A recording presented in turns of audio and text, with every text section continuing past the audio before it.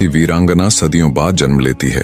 समय बीतता गया, जैसे चंदन को और अधिक रगड़ने के बाद उसकी खुशबू और अधिक तीव्र होती जाती है, वैसे ही विभित्सना भी हर विद्या में और अधिक निखरती चली गई। उधर राजा त्रिभुवन पाल का लड़का भी समय के साथ बड़ा होता चला गया। समय का चक्र घूमता रहा।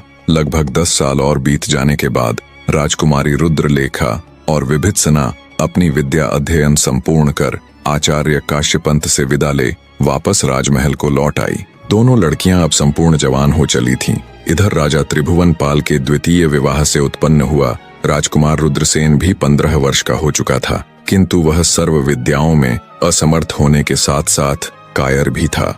ऐसा अयोग्य पुत्र पाकर राजा त्रिभुवन पाल हमेशा दुखी रहने लगे और जल्दी ही उन्हें अनेकों छोटी बड़ी बीमारियों ने घेर लिया। अपने अंतिम समय को नजदीक देख राजा ने अपने दोनों बच्चों राजकुमारी रुद्रलेखा और राजकुमार रुद्रसेन में से उनके गुणों के आधार पर राजकुमारी रुद्रलेखा को अपना उत्तराधिकारी चुना।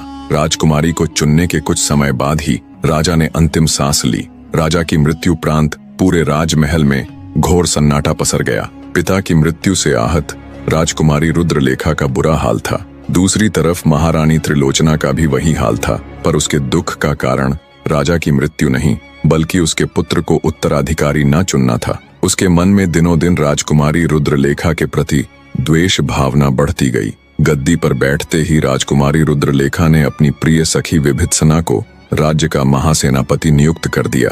राजकुमारी का प्रत्येक निर्णय, यहाँ तक कि छोटे से छोटा कार्य भी विभित्सना की समझदारी भरी सलाह के बिना मुकम्मल नहीं होता था।